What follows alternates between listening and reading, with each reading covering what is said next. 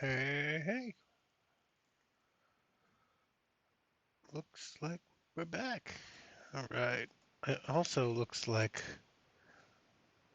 my FPS is very low tonight. I need to spend some time looking at my settings, but that's time I should spend not on stream. Anyway, howdy, hello, what's up? About to start session 2 of the journey through Fairhaven. It is a solo campaign designed to take you from level 0 up to whatever you make it through. I am currently uh, just found out that I am going the route of the paladin. Um, Look at my character sheet here. I'm an elf class. I need to fill that in. So I got class paladin done with my character Cobb Aru. Um, yeah, I took a note. Let's check out my notes. Where did I start? On the 26th, 46/1 is my starting point. Let's check it out.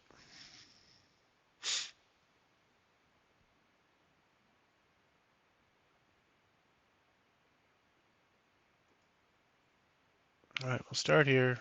I want it to be single page. Why doesn't it save my settings? Single page. Um, I want continuous so you can read it. Yeah, there we go. Okay, let me confirm everything else here. I'm going to post this out a couple more places, and then we'll get started.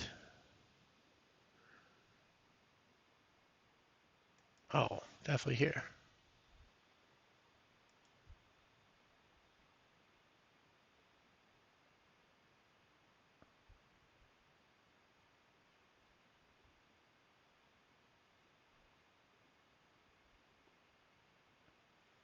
All right, I think we're good to go. Um, so last we left, we went to town to see whether or not we were going to become a wizard or a magic user or a uh, more martial style character. I went to the magic direction because I thought I'd be doing magic. Oh, here it comes. Whew, there's the yawn. Thought we were doing magic. That didn't work out. Or thought I was going to try to become a druid because I haven't played a druid yet. I rolled poorly, so I ended up rolling again as for a paladin. Uh, I made it as a paladin, and now, but on our way to that training, we actually ran into a group of jerks, I believe is the technical term, bullies beating up on the local merchant or traveling merchant, and we beat them up. We beat up the leader of them, and he ran away. And he said he'll be back. So that's a little concerning. But what's the worst that could happen? All right. With that, let's. Uh, I trained and I came home and slept through the night. Had a weird dream about an empty. I believe it was like an empty town and this being walking through the town. Um, and that's where we wake up. You are covered in a cold sweat as you jerk awake, gasping for breath. The remnants of the dream or vision play out in the echoes of your mind. A series of fragmented images, sounds, and sensations. Was it just a nightmare? Or a premonition of events yet to come?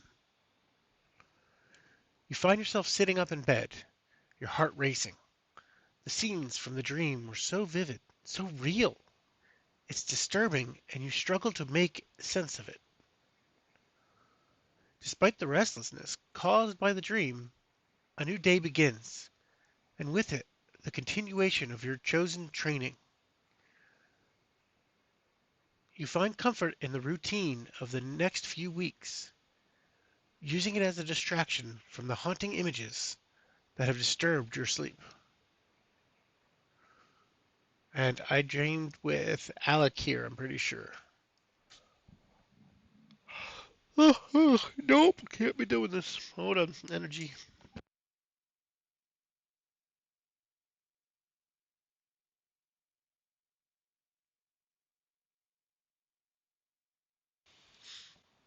Okay, so we go to 48-2.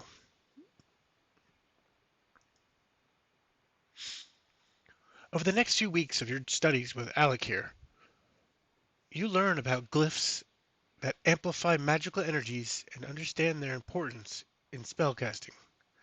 Alakir also teaches you the balance between mind and spirit that is essential to controlling magic. As you reflect on your journey, you come to appreciate the complexity and potential of magic. Alakir, who embodies wisdom, emphasizes that magic transcends personal gain and should be used for the greater good. He points out the importance of community involvement. Your next, your next steps, he says, are to help others, to connect with the community, and to teach responsibility. For your first task, he instructs you to help. For your first task, he instructs you to help an elderly farmer with a scar on his left cheek and two other community members in the marketplace. This, he explains, is the true essence of magic, impacting lives and creating bonds. 51-1.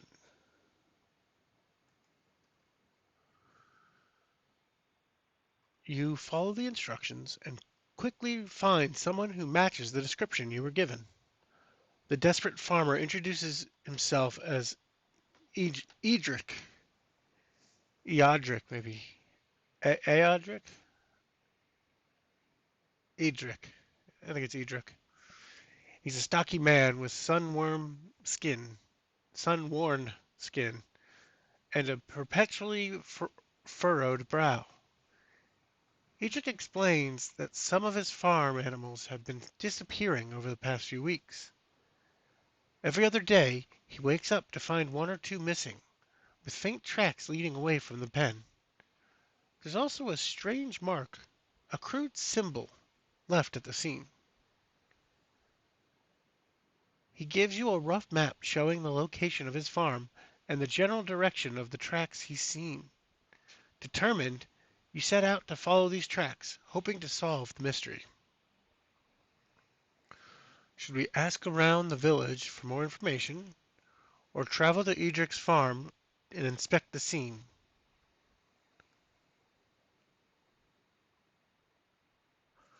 I think we'd go to the farm. We gotta stop.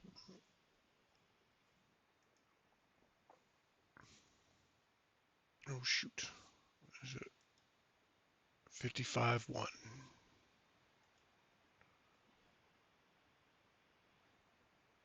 55-1. Upon reaching Edric's farm, the signs of distress are evident. The fencing around the cattle pen has been tampered with, and the tracks Edric mentioned are clear on the ground. Are clear. Are clear and on the ground. Some are clearly human. Others look more like those of a beast. As you inspect the area, you notice the peculiar symbol Edric mentioned. It's hastily drawn with some chalky substance and resembled a clawed hand grasping a crescent moon.